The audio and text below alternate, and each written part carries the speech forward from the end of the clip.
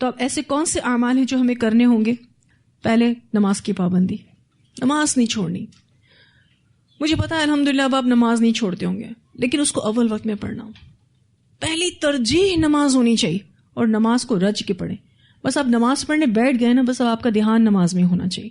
No doubt اس وقت بھی ہمیں بہت ساری ڈسٹریکشنز ہوتی ہیں ڈے ٹائمنگز میں، ظہر اثر مغرب عشاء میں تو لوگ بھی جاگ رہے ہوتے ہیں، گھر میں ہم کاموں میں بھی بزی ہوتے ہیں، لیکن پھر بھی اپنے آپ کو کھینچ کے نا نماز کی طرف لانا. ہم فزیکلی ابھی بھی نماز کی طرف آ جاتے ہیں، لیکن ہمارے جو دماغ ہے نا وہ کہیں اور چل رہے ہوتے ہیں.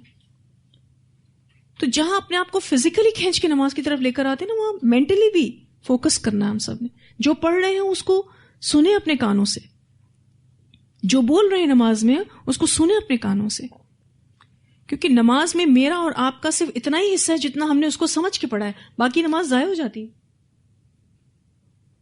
ہم نے پڑھی تھی نہیں حدیث نماز نبی میں کہ کسی کے نامہ اعمال میں 10% اجر لکھا جاتا ہے نماز کا، 20%، 30%، 40%، 50%، کیونکہ جتنا اس نے سمجھ کے پڑھا اتنا پرسنٹیج اجر لکھا جاتا ہے، باقی مائنس.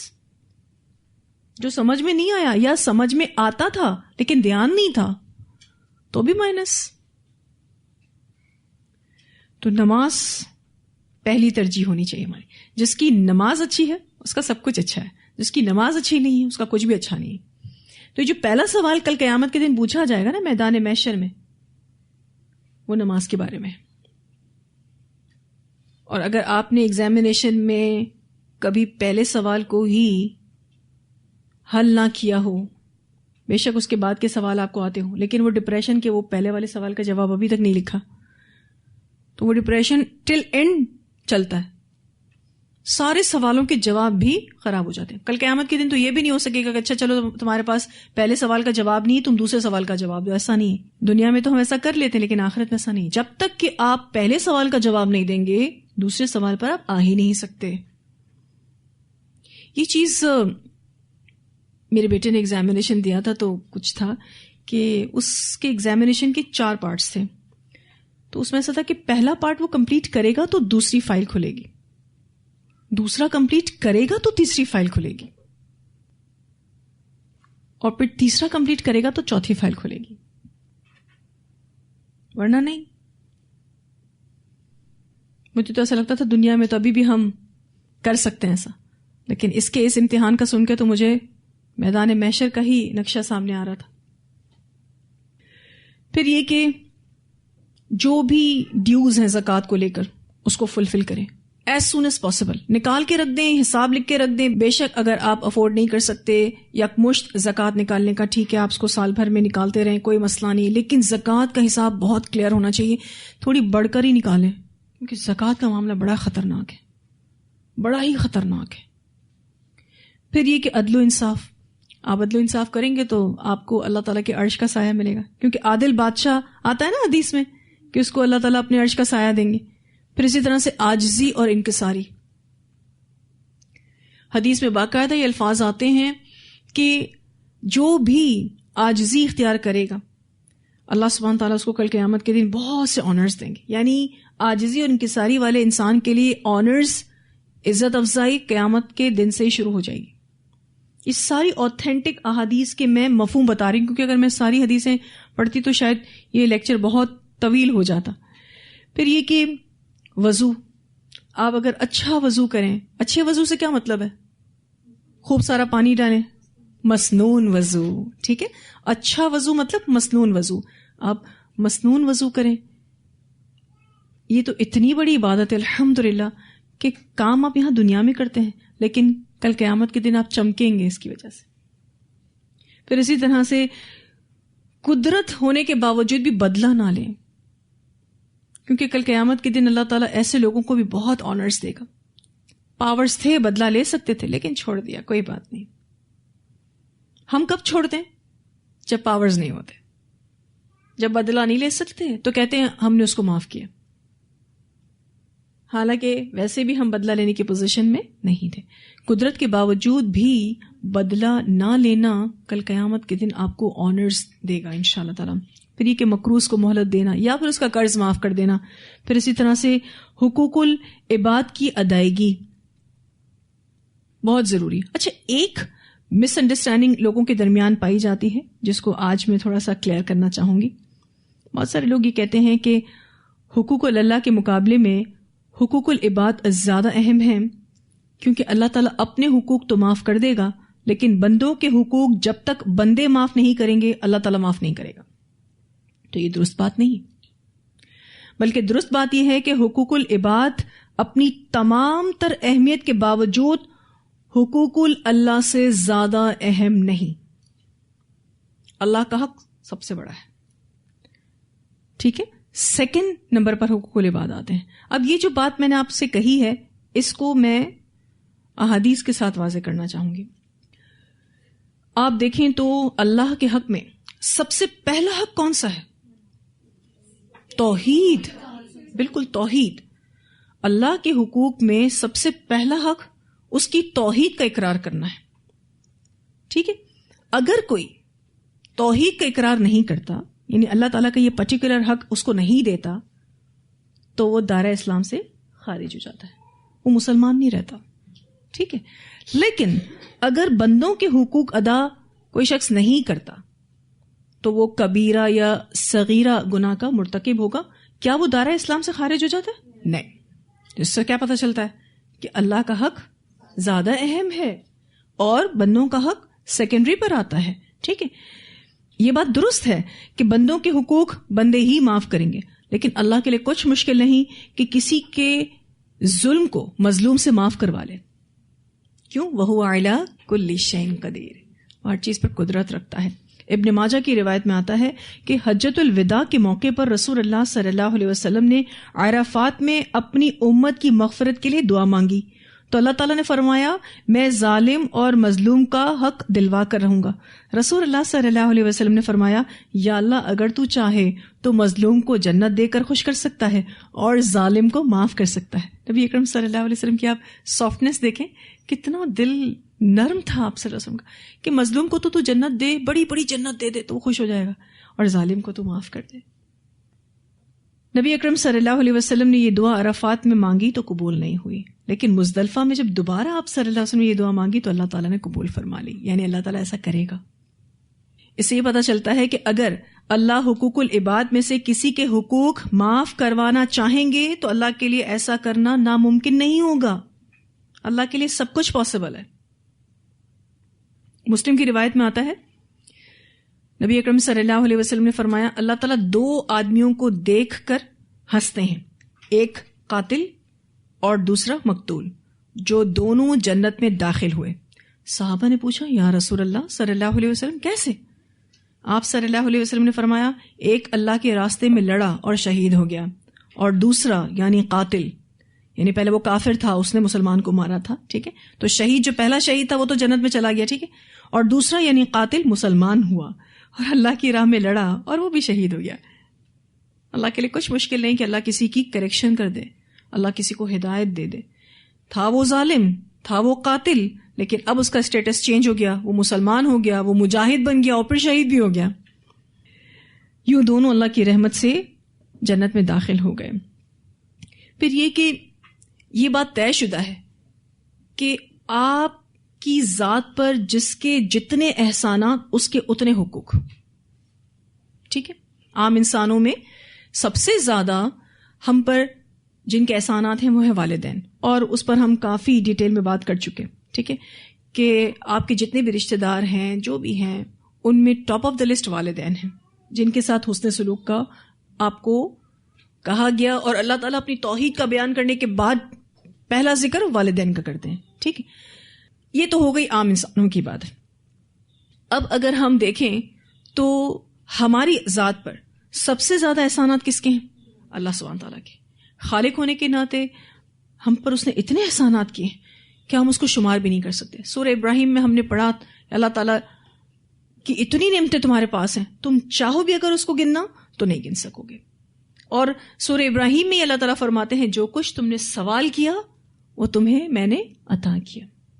یعنی ہم جو دعائیں مانگتے ہیں وہ بھی اللہ ہمیں دیتا ہے، اور جو ہماری ضرورتیں ہیں بن مانگے بھی ہمیں دیتا ہے الحمدللہ. تو سب سے بڑھ کر جس ذات کا احسان ہم پر ہے وہ اللہ کی ذات ہے، اسی لیے اس کے حقوق بھی ہم پر سب سے زیادہ ہے. تو ہم بات کر رہے تھے کہ میدان محشر میں اگر ہم چاہتے ہیں کہ ہمیں آنرز ملیں تو ہمیں حقوق العباد کی ادائیگی بھی کرنی ہوگی، ٹھیک ہے. لیکن ایک مس کنسیپشن، ایک مس انڈرسٹینڈنگ جو لوگوں کے درمیان بہت عام ہے، لوگ بڑے آرام سے کہتے ہیں اللہ کے حق میں تو آپ جتنی بھی کمی کر لیں وہ تو غفور الرحیم ہے، وہ تو معاف کر دے گا، کوئی مسئلہ نہیں ہے. بندوں کے حقوق میں اگر آپ نے کمی کی تو جب تک بندہ معاف نہیں کرے گا اللہ بھی معاف نہیں کرے گا. ٹھیک ہے، بات صحیح ہے، لیکن یوں تو نہ کہیں کہ اللہ تعالیٰ کے حق کو آپ ادا کریں یا نہ کریں آپ کی خیر ہے. کہاں سے خیر ہے؟ سب سے زیادہ تو اللہ کا حق امپورٹنٹ ہے. یہ جو بات ابھی میں نے آپ کو بتائی ہے اس کا ہرگز یہ مطلب نہیں ہے کہ آپ بندوں کے حقوق ادا نہیں کریں گے یا اس کو غیر اہم سمجھیں گے. میں نے آپ کو دونوں کا جو ڈفرنس ہے نا وہ بتایا ہے. دونوں اپنی اپنی جگہ اہمیت رکھتے ہیں، ٹھیک ہے. اور اگر آپ کو ڈفرینشیٹ کرنا ہے کہ کس کا حق سب سے زیادہ بڑا ہے تو وہ اللہ کا حق ہے، ٹھیک ہے. تو میدان محشر میں اگر ہم سب چاہتے ہیں کہ اللہ تعالیٰ ہمیں رسوائی سے بچائے، ذلتوں سے بچائے، تو ہر طرح کی نیکی کریں. جس بھی نیکی کا موقع اللہ آپ کو دے کریں ہی کریں. فرائض تو اینی ہاؤ پورے کرنے ہیں، اس کی تو کوئی چھوٹ نہیں ہے. اس کے علاوہ نوافل کی کثرت کریں، استغفار کی کثرت کریں. جو شخص یہ چاہتا ہے کہ اللہ تعالیٰ اسے خوشی خوشی ملے تو اس کو کیا چاہیے کہ وہ اپنے نامہ اعمال کو استغفار سے بھر دے. استغفار کے تو جہاں دنیاوی فائدے وہاں اخروی فائدے بھی بہت ہیں. مجھ سے کسی نے سوال کیا تھا کہ ہمیں کیسے پتا چلے گا کہ ہمارے گناہ معاف ہو گئے. تو میں نے ان کو کچھ علامات بتائیں کہ اللہ آپ کو مزید نیکی کی توفیق دے گا، آپ کے دل کو سکون مل جائے گا، آپ ایز پر روٹین اپنی لائف میں آ جائیں گے اور آپ کے ذہن سے ایک وقت آئے گا کہ وہ گناہ ختم ہو جائے گا، آپ کی زندگی سے بھی ختم ہو جائے گا، اور استغفار کرنے کی وجہ سے اللہ سبحانہ تعالیٰ آپ کو ریلیکس کر دیں گے. لیکن پھر بھی کنفرم بات تو نہیں. کل قیامت کے دن جب اللہ تعالیٰ 1-to-1 بیسس پر حساب کتاب کریں گے تو اللہ اپنے بندے کو بتائیں گے تو نے یہ غلطی کی تھی، تو وہ کہے گا ہاں. پھر اس کو بتائیں گے تو یہ بھی غلطی کی تھی، کہے گا ہاں کی تھی. اللہ اس کے ہر گناہ کو بتائیں گے اور وہ ایکسیپٹ کرتا جائے گا، یہاں تک کہ اس کو یہ فیل ہوگا کہ میں مارا گیا، اب تو پھنس گیا. لیکن اللہ تعالیٰ اس کو کہیں گے کہ دنیا میں بھی تیرے عیبوں پر پردہ ڈالے رکھا، جا جنت میں چلا جا. یعنی آپ کو فائنل کل قیامت کے دن پتہ چلے گا کہ یہ جو آپ نے استغفار کیا تھا نا، آپ نے اپنے اس گناہ کو قبول کر لیا نا، اللہ تعالیٰ یہ مسٹیک مجھ سے ہوئی، مجھے تو معاف کر دے.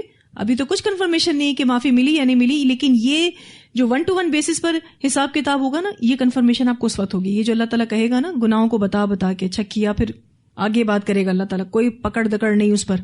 اٹ مینس اس کے لیے آپ کا جو استغفار تھا وہ ایکسیپٹ ہو گیا تھا. اس بندے کا یہ حال ہوگا کہ جب اس کو یہ پتا چلے گا کہ اس کے ہر گناہ کے بدلے اس کو نیکی مل رہی ہے اسی لیول کی، تو پھر وہ اللہ تعالیٰ سے کہے گا اللہ تعالیٰ میرے نامہ اعمال میں کچھ بڑے بڑے گناہ بھی تھے. وہ کیوں کہے گا؟ کیونکہ اس کو اس لیول کی نیکی چاہیے تھی. تو اللہ تعالیٰ ہم سب کا حساب آسان کرے، کیونکہ یہ جو جہنم ہے یہ کوئی معمولی جگہ نہیں ہے. اللہ تعالیٰ فرماتے ہیں اس کا ٹھکانہ جہنم ہی ہے، فائنل ڈیسٹینیشن اس کی وہی ہے. آج کل آپ دیکھ رہے ہیں گرمی بہت ہے، اور آپ اس دنیا میں اس گرمی کا مداوع کر سکتے ہیں، ٹھیک ہے نا. نہا لیتے ہیں، کپڑے چینج کر لیتے ہیں، پنکھے کے نیچے بیٹھ جاتے ہیں، ٹھنڈا پانی پی لیتے ہیں، ٹھنڈا دودھ پی لیتے ہیں، کچھ ایسی خوراکیں کھا لیتے ہیں کہ آپ کا جسم جو ہے وہ ٹھنڈک محسوس کرتا ہے. کل قیامت کے دن جو گرمی ہے نا، اس کا کوئی حل نہیں ہے، کوئی مداوع نہیں ہے. اگر کسی نے گرمی محسوس کرنا شروع کر دی ہے نا تو بس وہ مارا گیا، یعنی اس کے برے رزلٹ کی طرف اشارہ ہے. یہ جو میں نے آپ کو ایک حدیث بتائی کہ کل قیامت کے دن لوگوں کے حشر 3 طریقوں پر ہوں گے. کچھ لوگ جو سوار ہوں گے، ٹھیک ہے، یہ سواریاں نیک اعمال کی ہوں گی جو آپ کے سر پر سوار رہتے ہیں دنیا میں.